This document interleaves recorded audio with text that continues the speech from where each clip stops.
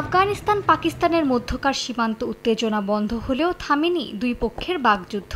সম্প্রতি সীমান্ত সংঘাতের পর ভারতের হয়ে পাকিস্তানের সীমান্তে আফগানিস্তান প্রক্সি যুদ্ধে জড়িয়েছে বলে অভিযোগ করে পাকিস্তান। এই অভিযোগকে সম্পূর্ণ অযৌক্তিক, ভিত্তিহীন ও অগ্রহণযোগ্য হিসেবে আখ্যা দিয়েছে তালেবান সরকার। আল জাজিরাকে দেয়া এক সাক্ষাৎকারে দেশটির প্রতিরক্ষা মন্ত্রী জানান, আফগানিস্তানের পররাষ্ট্রনীতি স্বাধীন। তারা কখনোই নিজ ভূখণ্ডকে অন্য দেশকে ব্যবহার করতে দেবে না। ভারতের সঙ্গে সম্পর্কও জাতীয় স্বার্থে আরও জোরদার করা হবে বলে মন্তব্য করেন তিনি।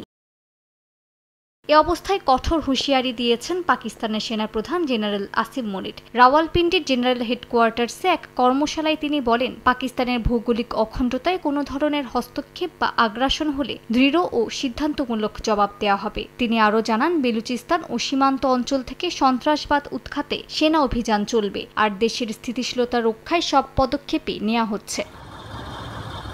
এর মধ্যে পাকিস্তানের পাঞ্জাব প্রদেশ থেকে অবৈধভাবে বসবাসরত প্রায় 22,000 আফগান নাগরিককে অক্টোবরে ফেরত পাঠানো হয়েছে বলে জানিয়েছে প্রাদেশিক পুলিশ।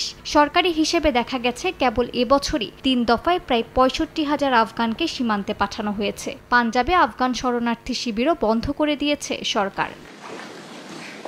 অন্যদিকে কাবুলের সঙ্গে সম্পর্ক আরও জোরদার করছে নয়াদিল্লি। 2021 সালে তালেবান ক্ষমতা দখলের পর বন্ধ হওয়া ভারতীয় দূতাবাস আবারও পূর্ণাঙ্গভাবে চালু করেছে মোদী সরকার। পররাষ্ট্র মন্ত্রণালয়ের বিবৃতিতে বলা হয়েছে, ভারত আফগানিস্তানের পুনর্গঠন, মানবিক সহায়তা ও উন্নয়ন সহযোগিতায় ভূমিকা আরও বাড়ানো হবে। মালিহা সুহরওয়ার্দী, সময় সংবাদ।